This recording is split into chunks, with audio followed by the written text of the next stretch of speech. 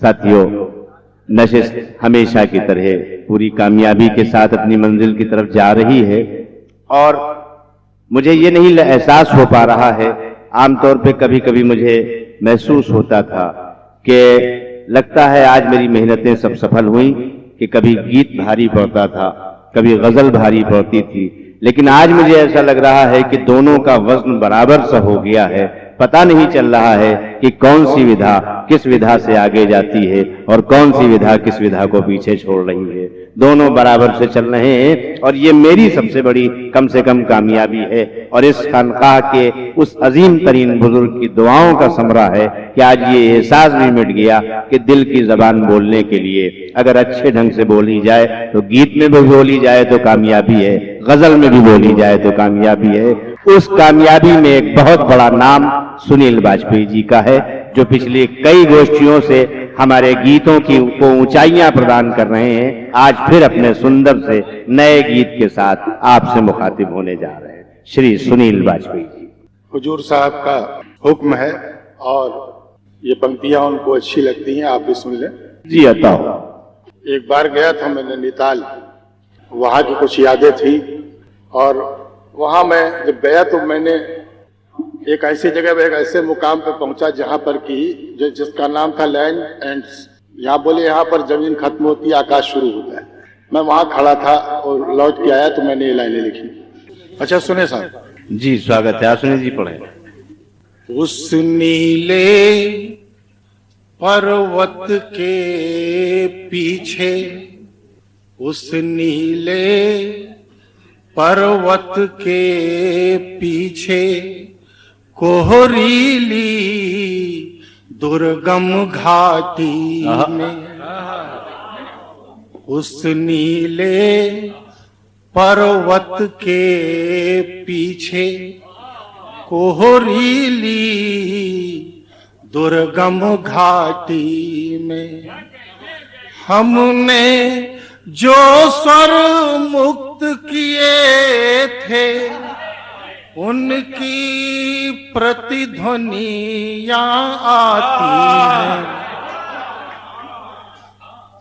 उस नीले पर्वत के पीछे कोहरीली दुर्गम घाटी में,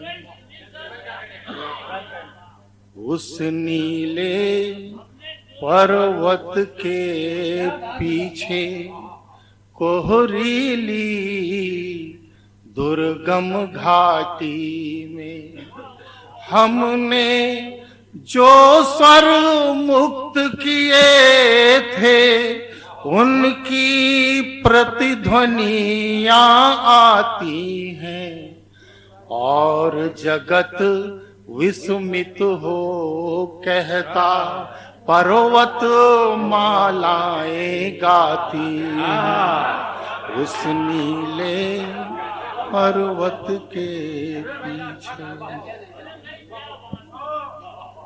मैं उसी गीत पे आपको ले चलना चाहता हूं। उसके पहले ये 4 लाइनें सुन लें आप तहत में। स्वागत। गीत है, ये भी गीत है मेरा, पूरा गीत नहीं सुनाऊंगा लेकिन उसकी कुछ लाइनें सुना के मैं अपना गीत जो सुनाना चाहता हूँ वो सुनाऊंगा। चलो आज ऐसा करते हैं, चलो आज ऐसा करते हैं, चलो आज ऐसा करते हैं, सम्मुख बैठ किसी दर्पण में। चलो आज ऐसा करते हैं, सम्मुख बैठ किसी दर्पण में, उन शब्दों के बिंब निहारें, अधरों पर आने का जिनको अवसर नहीं मिला करता है। अधरों पर आने का जिनको। अच्छा है भाई, वाह वाह वाह। उन शब्दों के बिंब निहारें, अधरों पर आने का बहुत अंदाज है। अरे कविता है साहब, भरपूर काव्य है इसके अंदर। क्या बात। चलो आज ऐसा करते हैं, सम्मुख बैठ किसी दर्पण में, उन शब्दों के बिंब निहारें, अधरों पर आने का जिनको अवसर नहीं मिला करता है। क्या बात। भीतर भीतर गुमसुम रहना, कहते हुए नहीं कुछ कहना। भीतर भीतर गुमसुम रहना, कहते हुए नहीं कुछ कहना। आंसू आंसू व्यथा सहेजे, मूक तटों का शासन सहना। चलो आज ऐसा करते हैं एक नदी के बहते जल में उन साधुओं के दीप बुतारें लहरों तक जाने का जिनको अवसर नहीं मिला। चलो आज ऐसा करते हैं। क्या बात है भाई बाबा।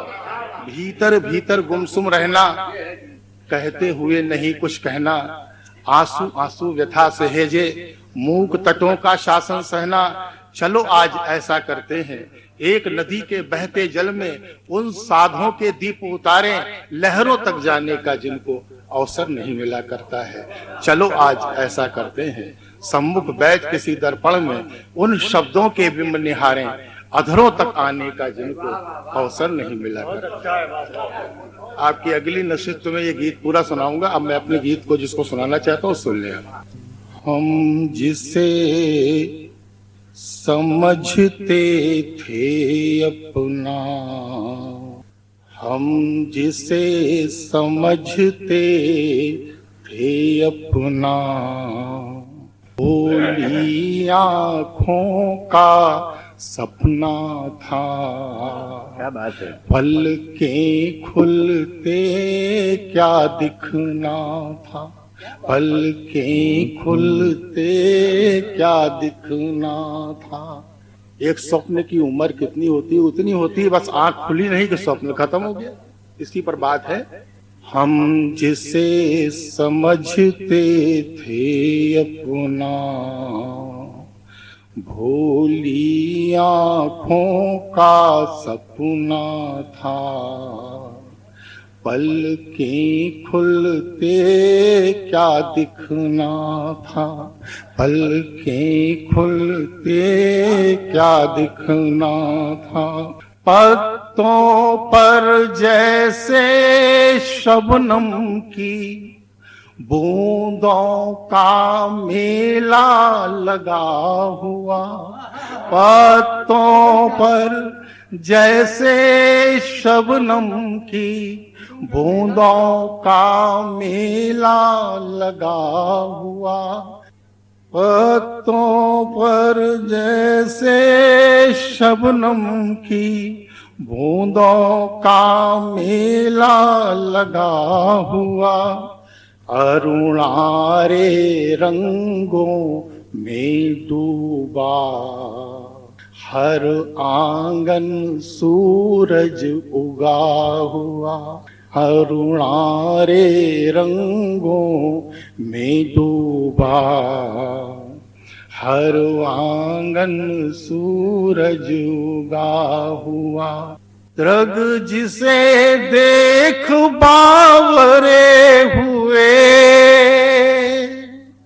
दृग जिसे देख बावरे हुए, किरणों का सिर्फ चमकना था, पानी में अक्स उभरना था, पलकें खुलते क्या दिखना, हम जिसे समझते थे अपना। देखिए, सुबह के वक्त में ढेरों बूंदें और उनके अंदर अक्स पड़ता है सूरज का, वो बिंब था। आप लोग बुरा न मानेंगे, मैं इस बंद को फिर पढ़ूंगा तो मैं इस गीत की मानसिकता में आ जाऊंगा। जी जी, आप लोग बर्दाश्त करें। इस बंद को मैं फिर से पढ़ा दूंगा। नहीं।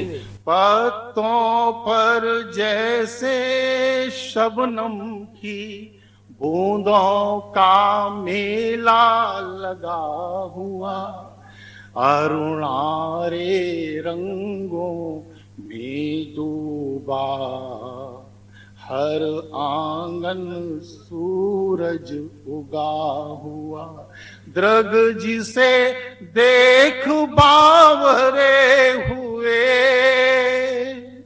किरणों का सिर्फ चमकना था, पानी में अक्स उभरना था, पलकें खुलते क्या दिखना था, हम जिसे समझते थे अपना। जीवन की उपलब्धियों को देखिए। जैसे हथेलियों में कोई मधुगंध पवन बंदी कर ले। हाय हाय हाय। जैसे बहुत अच्छी पंक्ति है।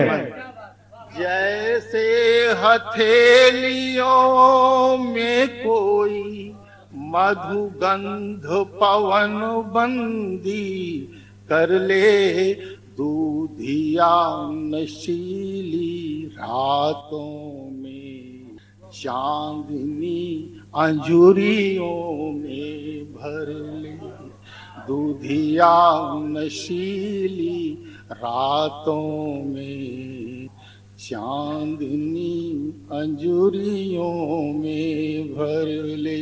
संयोग सुखद पर सत्य नहीं, संयोग सुखद पर सत्य नहीं, भ्रम में अपने को छलना था, खाली हाथों क्या टिकना था, पलकें खुलते क्या दिखना था, हम जिसे समझते थे अपना। अंतिम बंद देख ले।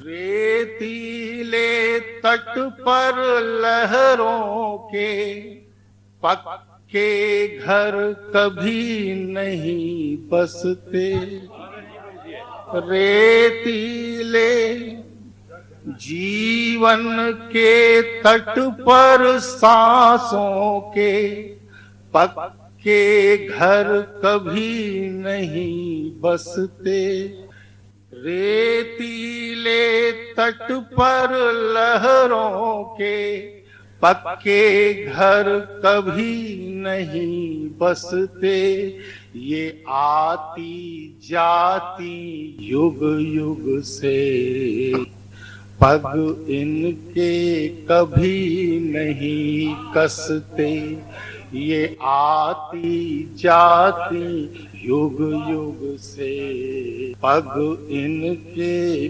कभी नहीं कसते, हम जिसे मोह में बांध रहे, हम जिसे मोह में बांध रहे, उसको निरबंध विहरना था, हम जिसे मोह में बांध रहे, उसको निरबंध विहरना था, सागर को मौन सिहरना था, पलकें खुलते क्या दिखना था, हम जिसे समझते थे अपना, भोली आँखों का सपना था, पलकें खुलते क्या दिखना, पलकें खुलते क्या दिखना था। ये एक सपने के माध्यम से सुनील वाजपेयी जी जिस रचना को प्रस्तुत कर रहे थे, वो कड़वी और जबरदस्त सच्चाइयों को आईना दिखाने की कोशिश थी। यही शायरी और कविता के उरूज का नाम है, ऊंचाई का नाम है, उत्कर्ष का नाम है कि बहुत छोटे छोटे प्रतीकों और बिंबों के माध्यम से बहुत बड़ी से बड़ी बात कह दी जाए।